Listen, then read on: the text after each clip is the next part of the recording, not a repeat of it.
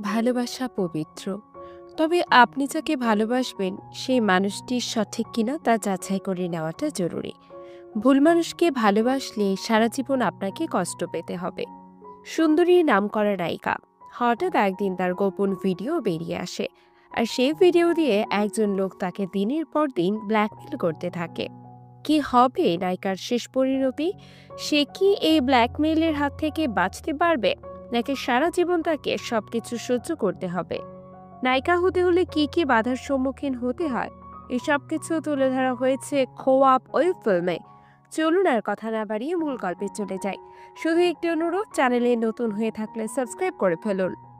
গল্পের শুরুতেই আমরা শহরের এক রাস্তায় মন্ত্রী নামের এক ছেলেকে দৌড়াতে দেখি। মনে হচ্ছিল সে কারো হাত থেকে পালানোর চেষ্টা করছে। আর কেন মন্ত্রী দৌড়ে পালাচ্ছে, এটা আমরা গল্পের শেষে জানতে পারবো। এরপর সিন শিফট হয়।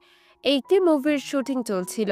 সেখানে নায়কের ডায়লগ দিচ্ছিল এমন, ছুরির থেকেও ধারালো তোমার চোখ, এই চোখ দিয়ে ভেতরটা একদম চিরে ফেলা যাবে। এরপর লাঞ্চের বিরতি দেওয়া হয়। এখন নায়িকাকে আনোয়ার নামে এক লোক ফোন করে আর বলে নায়িকাকে ডাকলে আসে না, খুব অভিমান করে। বোঝা যাচ্ছিল আনোয়ারের ফোন পেয়ে নায়িকা কিছুটা বিরক্তি ফিল করে। নায়িকা রুমে আসলে মন্টি আসে নায়িকার কাছে আর নায়িকার মেকআপ ঠিক করে দিতে থাকে। মন্টি ছিল রসিক মানুষ। সে নায়িকাকে সবসময় মিষ্টি মিষ্টি কথা বলে হাসাতো। নায়িকাও অনেকটা বিশ্বাস করে নিত তাকে। নায়িকা জানায়, তুই আর তবা ছাড়া আমি আর কাউকে বিশ্বাস করি না। মন্টি তার মিষ্টি মিষ্টি কথা দিয়ে নায়িকাকে হাসাতে পারে।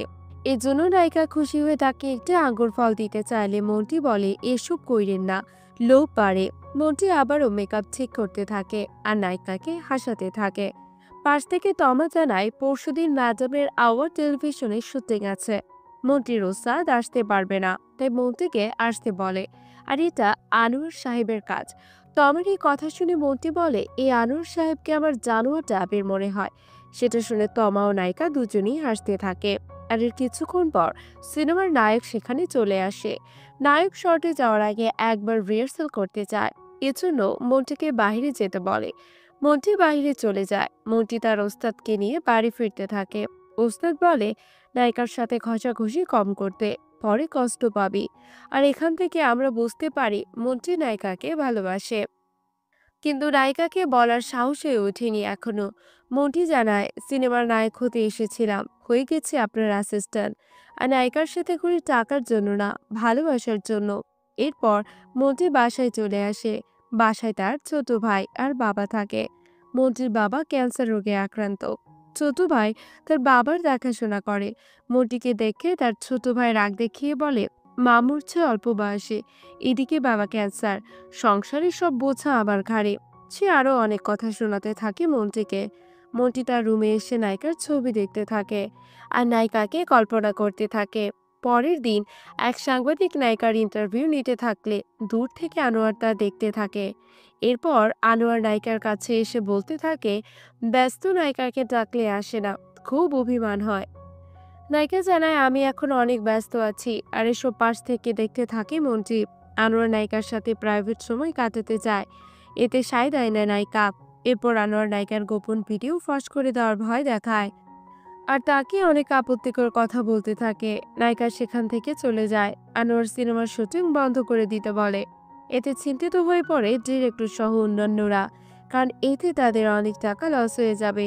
নায়ক ডিরেক্টরকে প্রডিউসার আনোয়ার সাহেবের বাসায় গিয়ে বোঝাতে বলে যেন সেই মুভিটি বন্ধ না করে। ডিরেক্টর জানায় এতে কোনো কাজ হবে না, তাই সে আনোয়ার সাহেব যা চায় তাই নায়িকাকে দিতে বলে।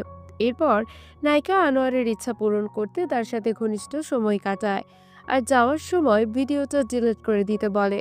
এরপর সে মন্ত্রীর সাথে চলে যায়। যাওয়ার পথে সে মন্ত্রীর কাছে তার সব কষ্টের কথা শেয়ার করতে থাকে। মন্ত্রী তাকে সান্ত্বনা দিতে থাকে। নায়িকার মন খারাপ দেখে মন্ত্রীর ভালো লাগে না, তাই সে বলে, আপনি মন খারাপ করে থাকলে আমি সারা জীবনের জন্য চলে যাব। যাওয়ার পথে তারা ভালো কিছু মুহূর্ত পার করে। এক পর্যায়ে নায়িকা মন্টিকে বলে, আমার কাছে কখনো কিছু চাসনি তুই, কোনো কিছু দরকার হলে আমাকে বলবি। এরপর সিন শিফট হয়। মন্ত্রীর বাবা হসপিটালে ভর্তি। তার ছোট ভাই ডক্টরের সাথে কথা বলে। ডক্টর জানায় ক্রিটিক্যাল অবস্থা আর টাকার ব্যবস্থা করতে বলে, কারণ এসব রোগীর ট্রিটমেন্ট অনেক ব্যয়বহুল। এত টাকা কিভাবে ম্যানেজ করবে এটা ভেবে সে অনেক চিন্তিত হয়ে পড়ে। আর তখনই মন্টি সেখানে চলে আসে। মন্টি জানায়, বাবা হসপিটাল আমাকে একবারও জানানোর প্রয়োজন মনে করলি না? আমি কি কেউ না? ছোট ভাই জানায়, আপনি তো নবাব, আপনার টেনশন নেই, বাবা অর্ধেক মরেছে। এভাবে তাদের মধ্যে কথা কাটাকাটি হয়। এরপর টাকা ব্যবস্থা করার ব্যাপারে ছোট ভাই জানায়, এত টাকা ম্যানেজ করার একটাই উপায় আছে। আমি একটা বাড়ি দেখে রেখেছি, সেখানে অনেক টাকা পয়সা আছে। ডাকাতি করতে পারলে অনেক টাকা হয়ে যাবে। আমার কাছে সব অস্ত্র আছে। তার এই কথায় মন্টি রাজি হয় না। মন্টি জানায়, এই 2 নাম্বার কাজ আমি করব না। বাবার চিকিৎসার জন্য সব টাকা আমি জোগাড় করব।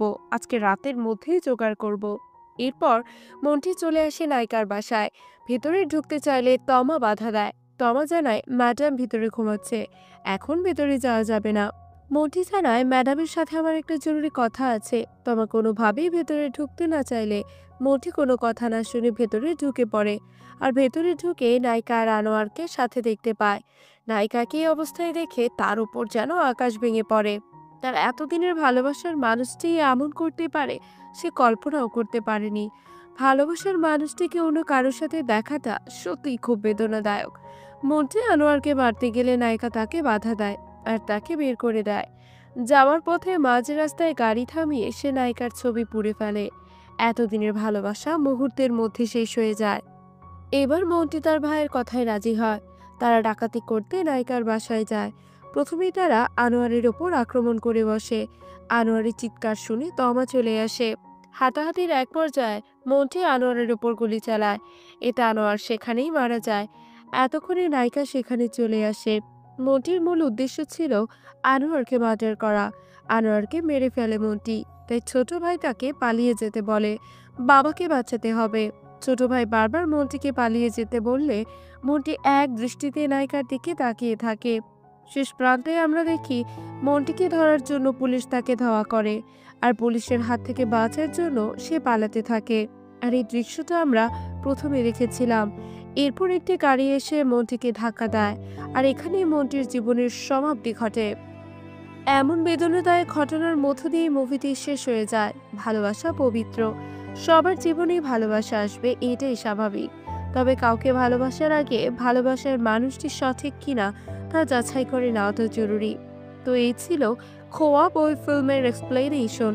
গল্পটি আপনাদের কাছে কেমন লাগলো তা অবশ্যই কমেন্ট করে জানাবেন। আর চ্যানেলে নতুন হয়ে থাকলে সাবস্ক্রাইব করে ফেলুন।